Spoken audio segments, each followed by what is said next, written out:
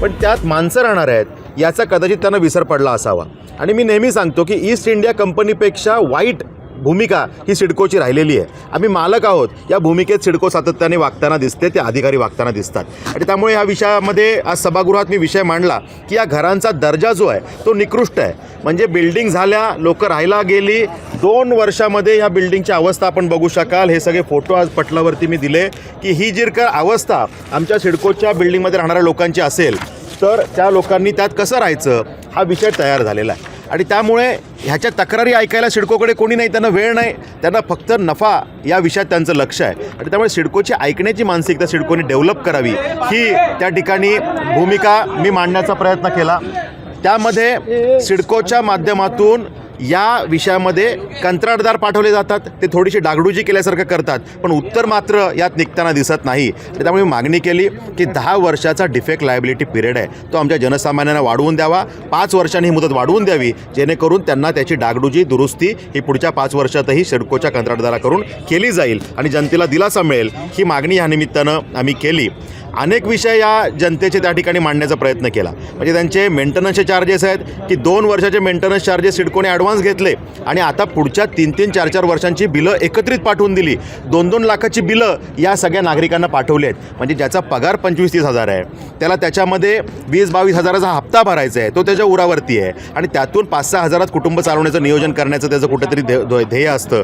त्यात आता तुम्ही त्याला 2 लाख बिल पाठवल्यावर ते 2 लाख बिल मेंटेनन्स चार्जेस कसे भरायचे? बरे 2 लाख कसले तर कचरा उचलणे, लिफ्टचा maintenance, garden maintenance, security guard या सेवा सिडकोनी दिल्याच नाही. 2 वर्ष कोरोनाचा कालावधी होता, त्यात 0 सेवा आणि उर्वरित 2-3 वर्षामध्ये थातूरमातूर सेवा. म्हणजे 10-12 सिक्युरिटी गार्ड पाहिजेत, 2 सिक्युरिटी गार्ड दिले. गार्डनची अवस्था बिकट झालेली आहे. अशा सगळ्याच विषयांचा खेळखंडोबा असताना, कचरा उचलण्याची व्यवस्था नसताना मेंटेनन्स चार्जेस कसले मारता? आणि त्यामुळे मी मागणी केली की हे मेंटेनन्स चार्जेस आपण रद्द करावे. रद्द करणं आपल्याला शक्य नसेल तर किमान 50% त्यात आपण सूट द्यावी आणि त्याच्यामध्ये सुद्धा भरायला त्यांना किमान 1.5-2 वर्षाचा कालावधी समान हप्ते करून द्यावा बिनव्याजी.